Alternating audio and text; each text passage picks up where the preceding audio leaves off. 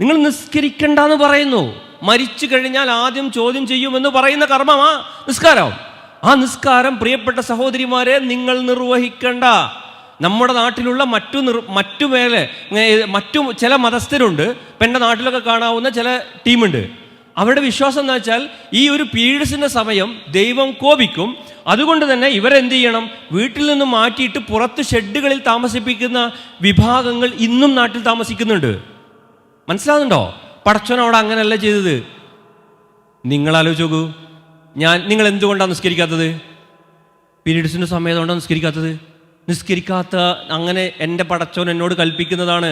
ഇപ്പം നമസ്കരിക്കേണ്ടതില്ല, ഖുർആൻ ഓതേണ്ടതില്ല, നോമ്പെടുക്കേണ്ടതില്ല എന്നെൻ്റെ റബ്ബ് എന്നോട് കൽപ്പിക്കുന്നു എന്ന ആ പടച്ചവൻ്റെ കൽപ്പന നിങ്ങൾ നിർവഹിച്ചാൽ പുണ്യമുണ്ടോ? ഇല്ലേ, പുണ്യമുണ്ട്.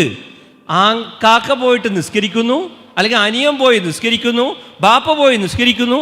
അവർക്ക് കിട്ടുന്നത് പോലെ തന്നെ എൻ്റെ റബ്ബനോട് പറഞ്ഞതാ, ഈ സമയത്ത് നീ നമസ്കരിക്കേണ്ടതില്ല. കാരണം നിസ്കാരം എന്ന് പറഞ്ഞാൽ ഒരു ഫുൾ ബോഡി മൂവ്മെൻ്റ് ആണ്. അതെപ്പോഴെങ്കിലും മാനസികമായും ശാരീരികമായിട്ടുള്ളൊരു ചലനമാണ്. അതിനെ വരെ ശ്രദ്ധിക്കണം എന്ന് പറയുന്നു.